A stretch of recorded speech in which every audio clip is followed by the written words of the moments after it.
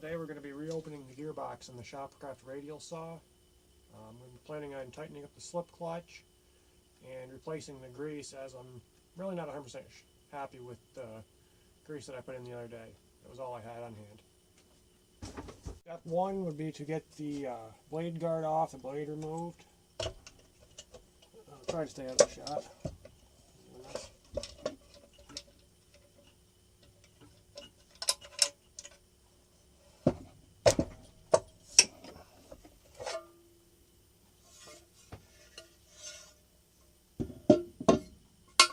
I've got a 6-inch dado blade on there now, wobble type, not a real great one.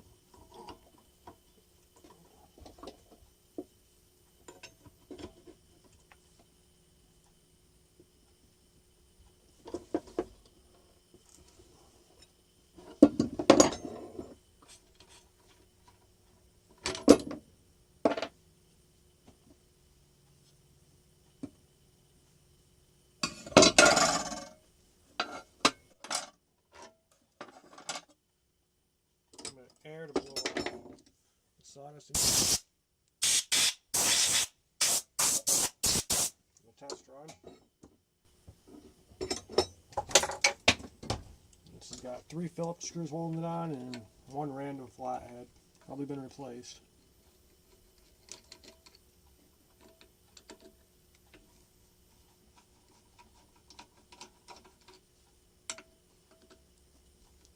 I always keep that flathead in the same spot so I remember where it is.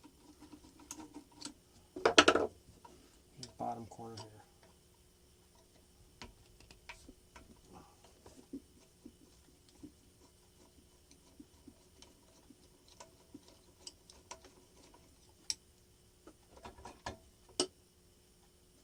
Okay, first thing we need to do is clean all this grease out of here.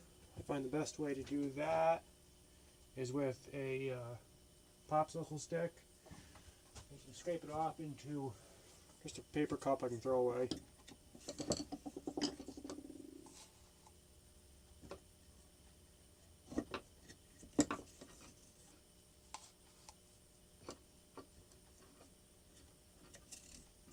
Next thing we're going to do is pull the slip clutch apart just to aid in cleaning.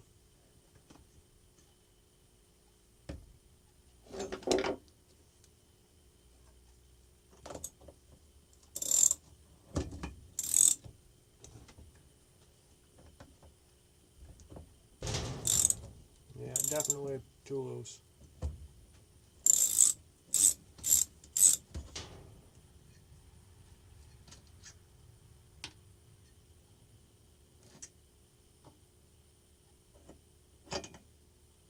There's the clutch itself.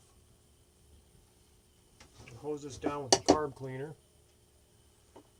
Break up this grease and then wipe it out good.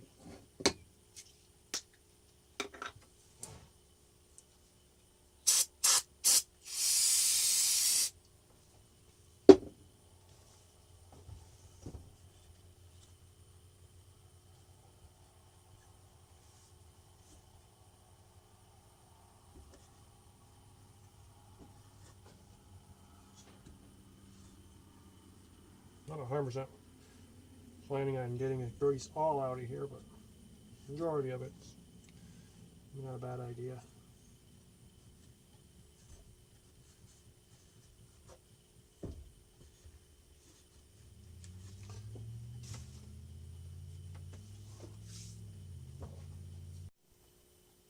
The next thing we'll do is disassemble the clutch assembly, keeping all the parts in order.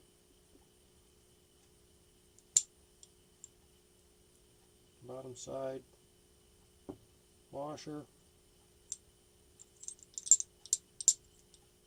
doesn't want to come apart.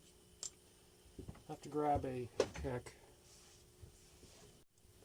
We'll put this thing in the vise, we'll pop through with a hole punch and knock that washer out. Seems to be stuck. It's not the clutch plate itself. Not real worried about damaging it.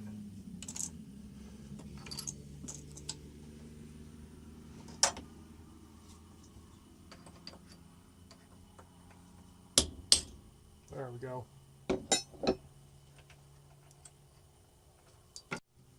Now we got that apart.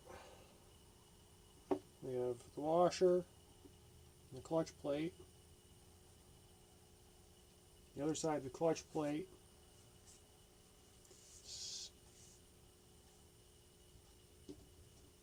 right here stuck to this thrust washer. I always like to keep some old kitchen pans around the shop. And throw parts in. Not make a big mess on a wooden bed. Just a carb cleaner again for this.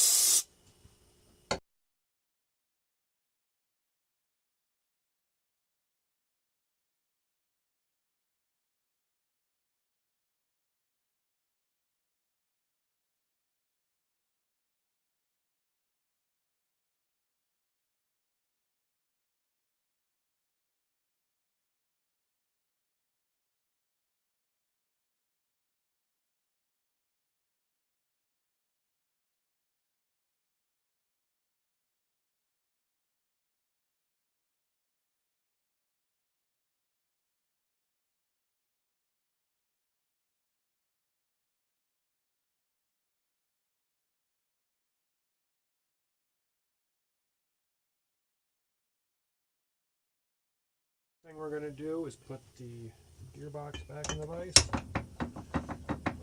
Just keep it still while we put the rest of the parts in it.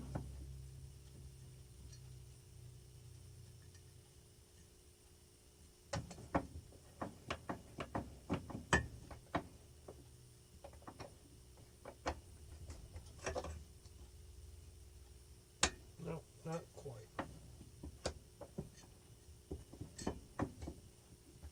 There we go.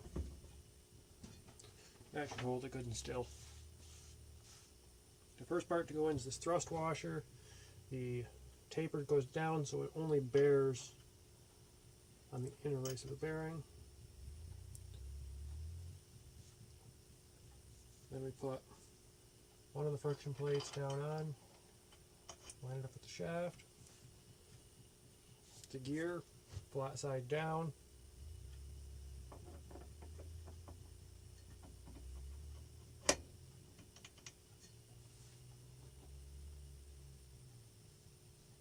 Other friction plate.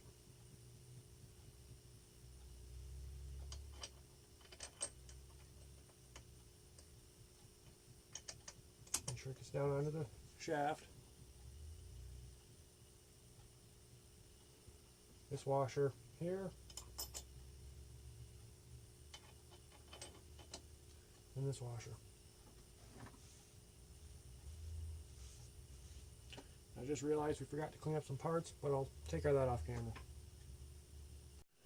Okay, I've got those parts quickly degreased. We'll throw them back on. A whole stack of cone-shaped washers. Offers the give necessary to keep that clutch in place while still allowing it to move some.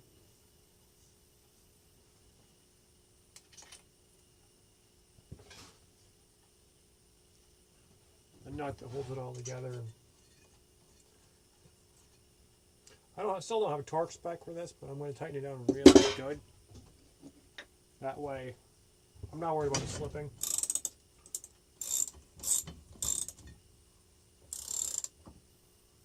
And there's about where it was before.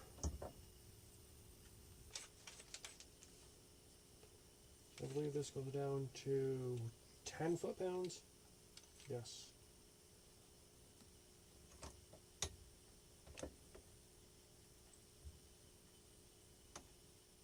Would help if I was tightening it.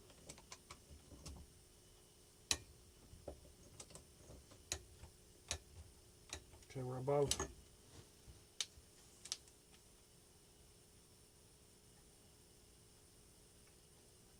Okay, 20.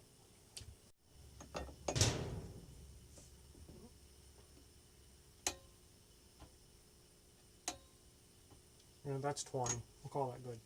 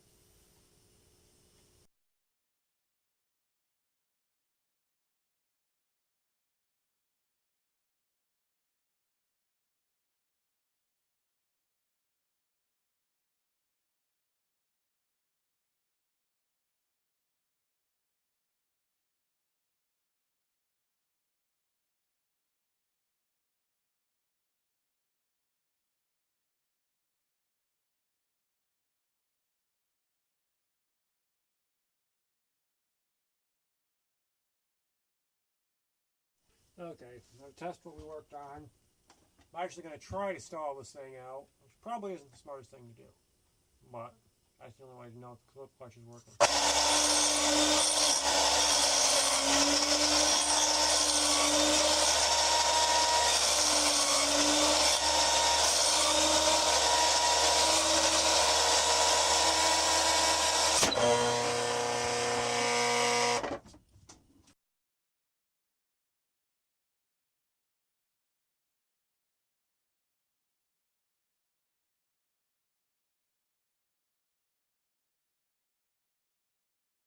Okay, just so you understand what happened there, my hand was on this part of the board, and I was cutting over here, and where I hogged up last time, it split the wood. And since I was holding that down, the saw blade actually sucked it up into the blade and pinned it against the guard. I will say, due to that failure, that does indicate to me I need to loosen that slip clutch up a little, as it stalled the motor rather than the slip clutch.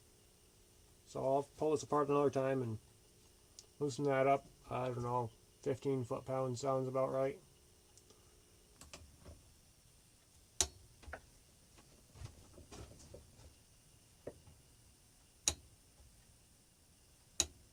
Well, let's give this a try again now that we have it at 15 pounds. It would help if I plugged it in, wouldn't it?